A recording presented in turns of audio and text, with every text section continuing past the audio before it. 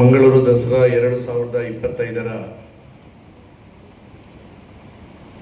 ಒಂದು ಈಗಾಗಲೇ ಎಲ್ಲ ತಯಾರಿಗಳು ಪೂರ್ಣಗೊಂಡಿದೆ.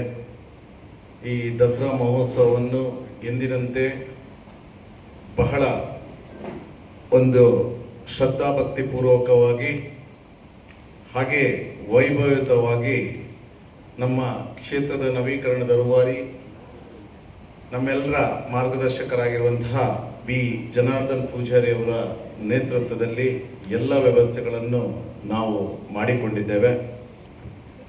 ಈ ಬಾರಿ ಮಂಗಳೂರು ದಸರಾಕ್ಕೆ ಇನ್ನಷ್ಟು ಮೆರಗನ್ನು ಕೊಡಬೇಕೆನ್ನುವ ದೃಷ್ಟಿಯಿಂದ ಆಡಳಿತ ಸಮಿತಿ ಹಾಗೆ ಅಭಿವೃದ್ಧಿ ಸಮಿತಿ ಈ ಕ್ಷೇತ್ರದ ಅಭಿಮಾನಿಗಳ ಸಹಕಾರದಿಂದ ಇನ್ನಷ್ಟು ಹೆಚ್ಚಿನ ಕಾರ್ಯಕ್ರಮಗಳು, ಅದು ಧಾರ್ಮಿಕವಾಗಿರ್ಬೋದು, ಆಧ್ಯಾತ್ಮಿಕವಾಗಿ, ಸಾಹಿತ್ಯ, ಕಲೆ, ಕ್ರೀಡೆ ಎಲ್ಲದನ್ನು ಒಳಗೊಂಡಂತಹ ಒಂದು ಫುಲ್ ಪ್ಯಾಕೇಜ್ ಇವತ್ತು ಮಂಗಳೂರು ದಸರಾ 2025 ಮೂಡಿ ಬರಲಿಕ್ಕಿದೆ ಅಂತ ಹೇಳಲಿಕ್ಕೆ ಸಂತೋಷ ಆಗುತ್ತೆ.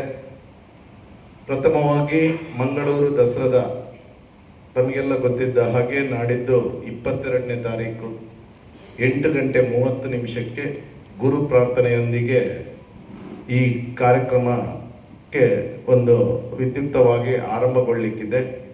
ಅದರ ನಂತರ ಹವನ ಹೋಮಗಳು, ಅಭಿಷೇಕ, ಹಾಗೆಯೇ 12 ಗಂಟೆಗೆ ಸರಿಯಾಗಿ ನವದುರ್ಗೆ ಹಾಗೆಯೇ ಶಾರದಾ ಮಾತೆಯ ಪ್ರತಿಷ್ಠಾಪನೆಗೊಳ್ಳಲಿದೆ.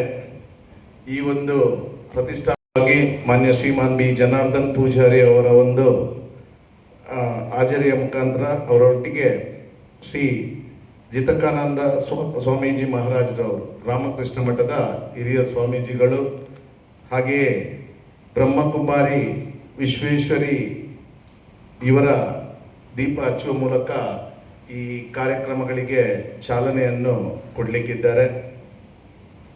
ಹಾಗೆ ಮಧ್ಯಾಹ್ನ ಅನ್ನ ಸಂತರ್ಪಣೆ, ಸಂಜೆ 6 ಗಂಟೆಗೆ ಸರಿಯಾಗಿ ಸಾಂಸ್ಕೃತಿಕ ಕಾರ್ಯಕ್ರಮಗಳ ಉದ್ಘಾಟನೆ ಜರುಗಲಿಕ್ಕಿದೆ. ಇದರ ಉದ್ಘಾಟನೆಯನ್ನು ಕಾರ್ಪೊರೇಷನ್ ನಮ್ಮ ಯೂನಿಯನ್ ಬ್ಯಾಂಕ್ನ DGM ರವರು ನೆರವೇರಿಸಿಕೊಡಲಿಕ್ಕಿದ್ದಾರೆ. ಹಾಗೆಯೇ NMPTಯ ಹಿರಿಯ ಅಧಿಕಾರಿಗಳು ಕೂಡ ಈ ಕಾರ್ಯಕ್ರಮದಲ್ಲಿ ಪಾಲ್ಗೊಳ್ಳಲಿಕ್ಕಿದ್ದಾರೆ. ಆ ದಿವಸ ವಿಶೇಷವಾಗಿ ನಾವು 3 ಸಂಸ್ಥೆಗಳನ್ನು, ಈ ಬಾರಿಯ ದಸರಾದ ವಿಶೇಷವಾಗಿ 3 ಸಂಸ್ಥೆಗಳನ್ನು ನಾವು ಗುರುತಿಸಲಿಕ್ಕೆ ನಿರ್ಧಾರ ಮಾಡಿದ್ದೇವೆ.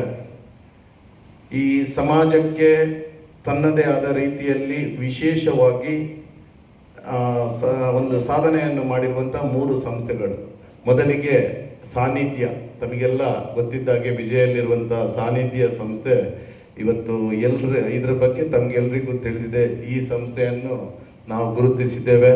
ಹಾಗೆ ಇನ್ನೊಂದು ಸಂಸ್ಥೆ ಎಂ ಫ್ರೆಂಡ್ಸ್ ಅಂತ ಹೇಳಿ ತಮಗೆಲ್ಲ ಗೊತ್ತಿದೆ. ನಮ್ಮ ವೆನ್ಲಾಕ್ ಆಸ್ಪತ್ರೆಯಲ್ಲಿ ಬಡ ರೋಗಿಗಳು ಮತ್ತು ಅವರ ಸಂಬಂಧಿಕರಿಗೆ ವಿಶೇಷವಾಗಿ ಊಟದ ವ್ಯವಸ್ಥೆಗಳನ್ನು ಹಲವಾರು ವರ್ಷಗಳಿಂದ ಮಾಡ್ತಾ ಬರುವಂಥದ್ದು ಅಥವಾ ಶಿಕ್ಷಣಕ್ಕೆ ಸಹಾಯ ಮಾಡ್ತಿರುವಂಥದ್ದು. ಹಾಗೆಯೇ ಇನ್ನೊಂದು ವೈಟ್ ಡೋಸ್ ಅನ್ನುವ ಒಂದು ಸಂಸ್ಥೆ ಮರಳಿಯಲ್ಲಿರುವಂಥದ್ದು. ಇದೊಂದು ಆಶ್ರಮವಾಗಿದ್ದುಕೊಂಡು ಎಲ್ಲ ಜಾತಿ ಧರ್ಮದವರನ್ನು ಕೂಡ ಯಾರು ಒಂದು ನಿರ್ಗತಿಕರಾಗಿ ಇರುವವರಿಗೆ ಒಂದು ಆಶ್ರಮ ಯಾವ ರೀತಿಯಲ್ಲಿ ಇದೆ ಅಂತ ಹೇಳಿದ್ರೆ ತಮಗೆ ಅಲ್ಲಿಗೆ ಹೋಗಿ ನೋಡಿದ್ರೆ ಗೊತ್ತಾಗುತ್ತೆ ನಮಗೆಲ್ಲರಿಗೂ. ಈ 3 ಸಂಸ್ಥೆಗಳನ್ನು ಮಂಗಳೂರು ದಸರಾದಲ್ಲಿ ನಾವು ಗುರುತಿಸಲಿಕ್ಕೆ ನಿರ್ಧಾರ ಮಾಡಿದ್ದೇವೆ ಆಡಳಿತ ಸಮಿತಿ.